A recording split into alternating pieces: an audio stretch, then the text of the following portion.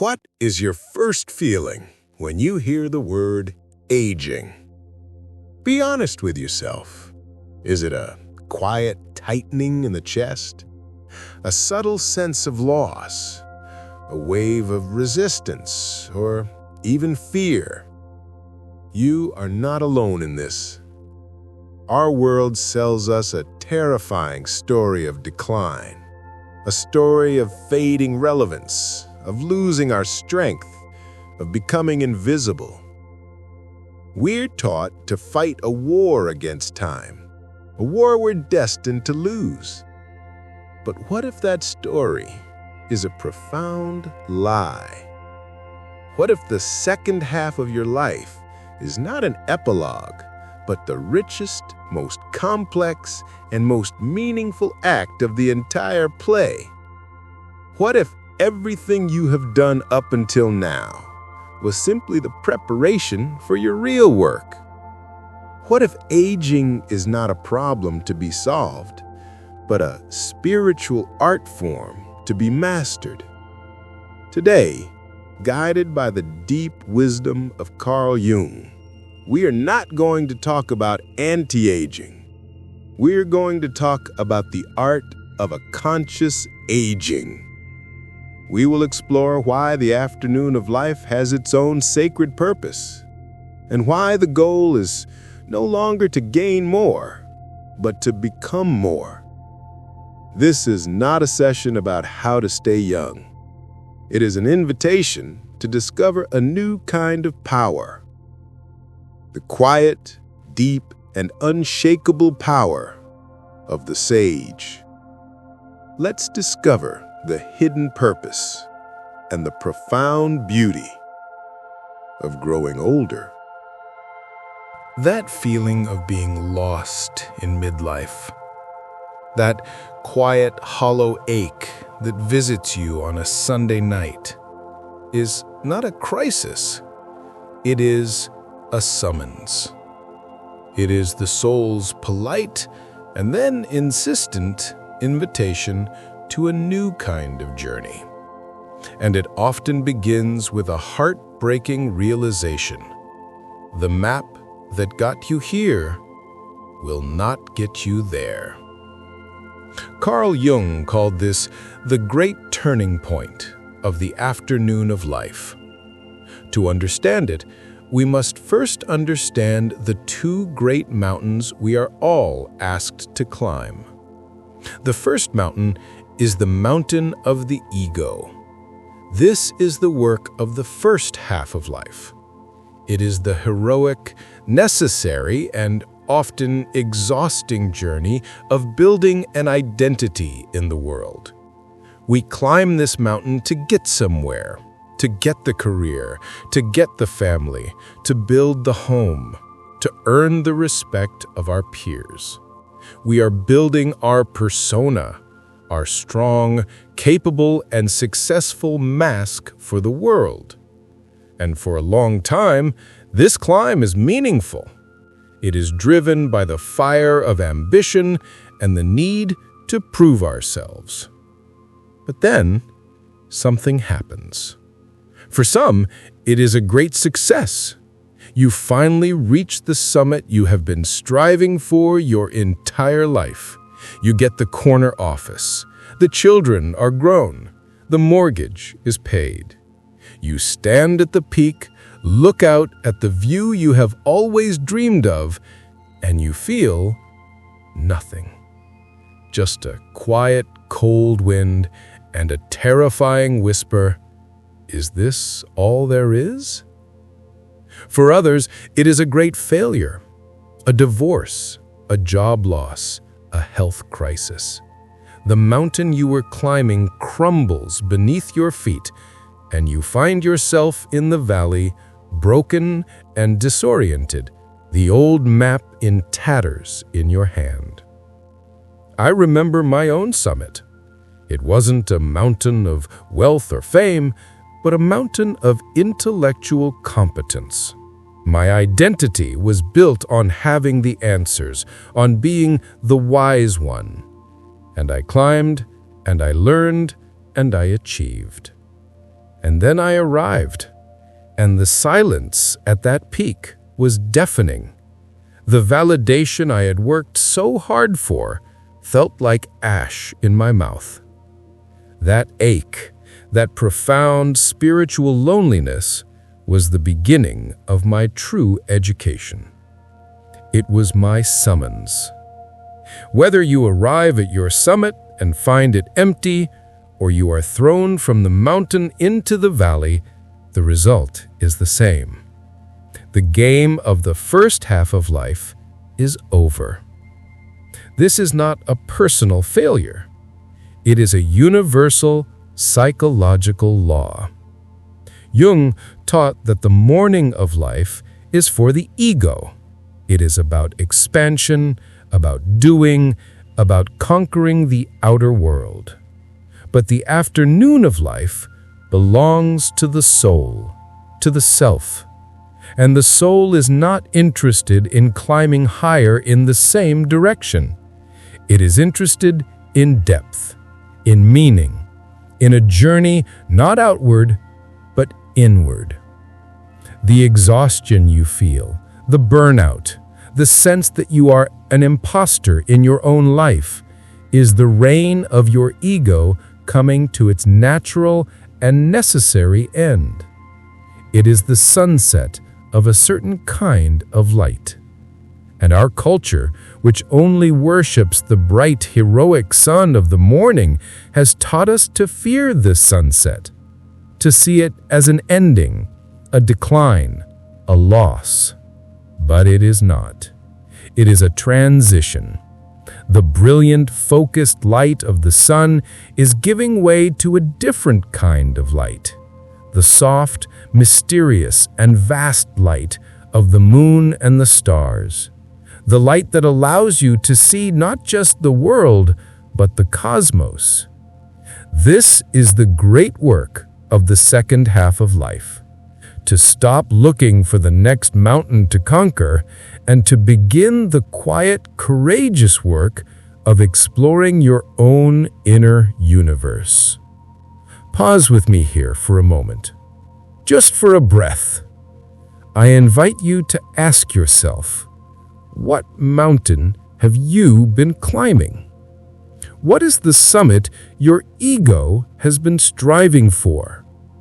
And in the quiet moments, what does the view from that mountain truly feel like? Be honest, without judgment. Just acknowledging the truth of your own experience is the first step into the valley. And the valley is not a place of failure. It is the fertile ground where the second journey begins. This feeling of being lost is not a sign that you have taken a wrong turn. It is a sign that you have arrived at the trailhead of a new, more sacred path. A path that is not on any map your ego could ever draw. A path that leads not up, but in. But how do we begin this new journey? What are the rules of this new territory where letting go is the new form of gaining?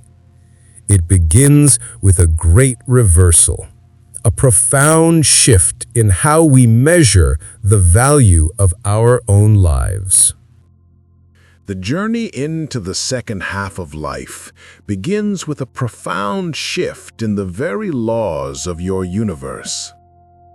A great reversal. What you once valued as currency now feels like paper. And what you once overlooked now reveals itself to be gold. This is not a loss. It is a promotion to a more advanced way of being. There are three great reversals that signal the beginning of this new journey. First is the shift from expansion to depth. In the morning of life, we gather. We gather friends, experiences, possessions, accolades. It is a journey of more. The ego's primary task is to build a kingdom. But the afternoon of life is a journey of less, but better. The soul is not interested in the size of your kingdom. It is interested in the quality of the light within it. You no longer need 100 acquaintances. You crave a handful of deep, authentic connections. You no longer need to see the whole world. You crave the richness of knowing your own small garden. The second reversal is the shift from doing to being. For decades, your worth was tied to your productivity, to your title, to your accomplishments, to the endless items crossed off your to-do list. You were a human doing. But the soul is a human being, and it is exhausted. It is calling you to shift your sense of value away from what you achieve and anchor it in your quality of presence. The world does not need another busy person. It desperately needs a centered and peaceful one. And the third and most profound reversal is the shift from the worship of strength to the wisdom of vulnerability. The ego of the first half of life builds walls. It prides itself on being invulnerable, untouchable, in control. But life, in its infinite wisdom, always shows us the cracks in our walls. And the soul knows that these cracks are not flaws. They are openings, the very places where the light gets in. True strength is not the absence of scars. It is the wisdom gained from having them. Let me tell you a story I once heard about a man who was the CEO of a major corporation. He had spent 40 years on the first mountain. He was a master of doing, a titan of strength. He had conquered his world. Upon his retirement, everyone expected him to join boards, to consult, to build an even bigger monument to his ego. Instead, he disappeared. A year later, a friend found him, not in an office, but in a small local greenhouse, covered in dirt. His face filled with a quiet joy the friend had never seen before. He was growing orchids. The friend was shocked, and he said, "You were a king of industry, and now you're just a gardener?" The old man smiled, and he said the wisest thing I have ever heard. He said, "I spent the first half of my life learning how to command. I am spending the second half learning how to nurture." This is the great reversal. It is the journey of letting go of the throne of the ego to kneel on the sacred ground of the soul. And this shift is not an ending. It is an inauguration.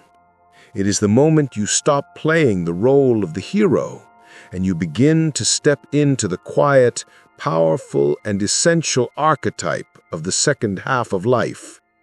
The archetype of the sage, the wise elder, the crone.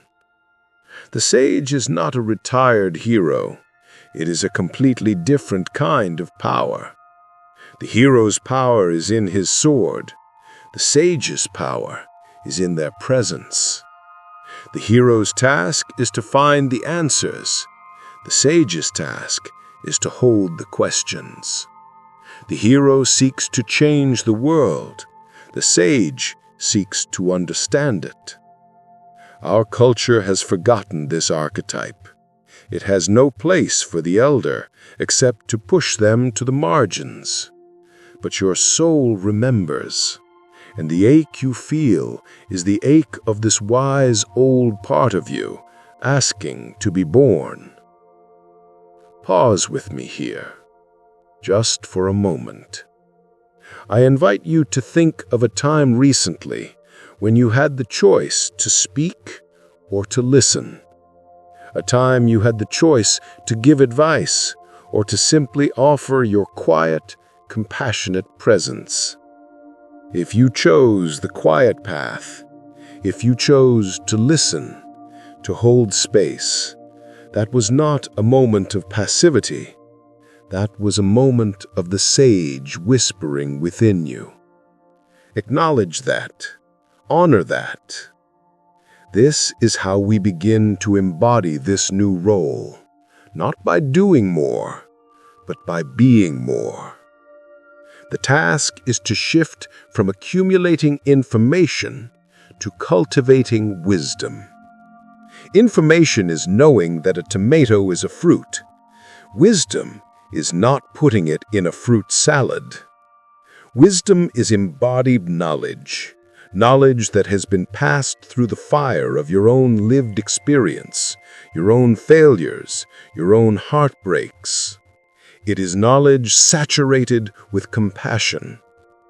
The role of the elder is not to stand on the mountaintop and shout down instructions. It is to sit by the fire, and by the quiet integrity of your own presence, to remind the young climbers that the journey is worthwhile. It is to become a source of mentorship, not from a place of ego, saying, "Look at what I have done," but from a place of self, saying, "Let me share what I have learned." The world does not need more clever people. It desperately needs wise elders. And the journey to becoming one is not a journey of addition. It is a journey of subtraction. It is the sacred, practical work of letting go. The final task of the sage is not to learn more. It is to unlearn. It is the great, sacred work of subtraction, of shedding all the things that are not truly you. The opinions of others, the roles you have outgrown, the ambitions that no longer feed your soul. You thought your life was a book to be written, but perhaps it is a sculpture to be revealed. And the work is to gently chip away the stone that is not the statue. This is the practical art of aging. It is not a passive decline. It is an active and conscious process of pruning your own life's tree, so that the energy can flow to the branches that are destined to bear the most beautiful fruit. The first practice in this art form is the life review. This is not the ego's painful audit of past mistakes. It is the soul's quiet act of looking back, not with judgment, but to find the golden thread, to find the unifying theme, the hidden myth that has been playing out through all the chapters of your life. When you do this, you begin to see that even the most difficult chapters, the detours and the heartbreaks, were not random. They were all part of the story. They were the very things that forged the wisdom you now hold. This is how you turn your history into your mythology. I once knew a man who, at 70, undertook this practice. He had lived a life he considered small, a quiet accountant, a devoted father. He carried a secret shame that he had never done anything great. As he wrote his life story, a thread emerged that he had never seen. In every chapter, at every turn, he was the one who created stability in the midst of chaos. For his younger siblings, for his growing family, for his small business clients. He was not a hero who slayed dragons. He was a lighthouse, and he had never seen it. That single realization did not change his past, but it transformed his present. It gave him a quiet, unshakable dignity. He had found his golden thread. The second practice is the conscious pruning of commitments. The hero of the first half of life says yes to every adventure. The sage of the second half of life understands the sacred power of no. No is not a rejection, it is a clarification. It is the loving act of protecting your finite, precious life force for what truly matters. Every no to a draining social obligation is a yes to a quiet evening of contemplation. Every no to a project that doesn't light you up is a yes to the one that does. Pause here and ask yourself, what is one small should that you are carrying? One obligation that feels heavy, joyless. What would it feel like just for a moment to imagine setting it down? That feeling of relief is the voice of your soul, guiding you home. And the third and most intimate practice is memento mori. Remember, you must die. Our culture runs from this truth, but the sage turns toward it, not as a morbid thought, but as a life-affirming advisor. The gentle, constant awareness of your own finitude is the most powerful tool of clarification you will ever possess. It burns away all triviality, the fear of what others think, the petty grievances, the endless procrastination of your heart's true desires.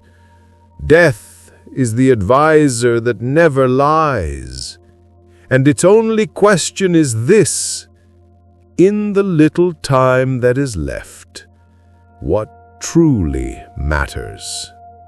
There is an old story of a master calligrapher who had created thousands of beautiful, complex works in his lifetime. On his deathbed, his students asked him which of all his works was his masterpiece. With the last of his strength, he took a brush, dipped it in ink, and on a clean sheet of paper, he drew a single, perfect, simple circle. And then he was gone. The circle. That was his masterpiece. It was the culmination of a lifetime of complexity, returning to the most profound simplicity. This is the art of aging. It is a journey from the sunset of the ego to the starry night of the self. In the bright light of day, you can only see the earth, your projects, your problems, your kingdom. But the fading of that light, the sunset of your own personal importance, is not a tragedy. It is what allows the vaster reality to be seen. The stars, the cosmos, the infinite silent mystery you are a part of. You are no longer a student of life. You are becoming a living library. And the peace you have been searching for your entire life was never at the top of the mountain. It was waiting for you here, in the quiet wisdom of the valley. We have journeyed far together today. We have stood in the valley between the two mountains of life. We have named the great reversal that shifts our world on its axis. And we have explored the sacred, quiet work of the sage. The journey into the second half of life is not a journey for the faint of heart. It asks us to let go of the one thing our ego holds most dear, its own importance. It asks us to exchange the bright certainty of the sun for the quiet mystery of the stars. But the promise is a peace that the morning of life, in all of its glory, can never know. It is the peace of no longer being at war with time. It is the freedom of no longer needing to prove your worth. Your worth is not in what you will do. Your worth is in the wisdom you have become. Your body is not failing you. It is telling the story of your life in the most honest language there is. Every wrinkle is a map of your laughter. Every gray hair, a silver thread of wisdom. Every scar, a testament to a battle you have survived. You are not a faded copy of your younger self. You are a masterpiece, sculpted by time, polished by tears, and made beautiful by the very cracks you once tried to hide. This is the art of aging. It is the final beautiful stage of the journey of individuation. To become a conscious elder, to prepare for the great mystery of death, not with fear and resistance, but with a sense of completion, of peace, and of profound gratitude. The sunset of the ego's dominance allows the vast starry night of the self to finally be seen. This is not an ending. It is a homecoming. So I invite you now, in this quiet space, to a small act of inauguration, a private ceremony to honor the sage within you that is waiting to be born. Think of one person in your life whom you consider a true elder, someone who embodies wisdom and grace, regardless of their age. What is the one quality they possess that you most admire? Is it their quiet presence, their deep listening, their gentle humor? In the comments below, I invite you to share that one quality. By naming it, you are planting the seed of that same wisdom within your own soul. You are making a conscious choice to begin cultivating your own inner elder, together with a community of fellow travelers on this sacred path. Once you learn to embrace the afternoon of life, the final act of courage is to say yes to the entire story, to the good, the bad, and the sacred. In our next video, we will explore this ultimate key to peace by learning how to sign your own sacred contract with life. But for now, just be here, in the dignity of your own journey. The striving is over. The becoming has begun.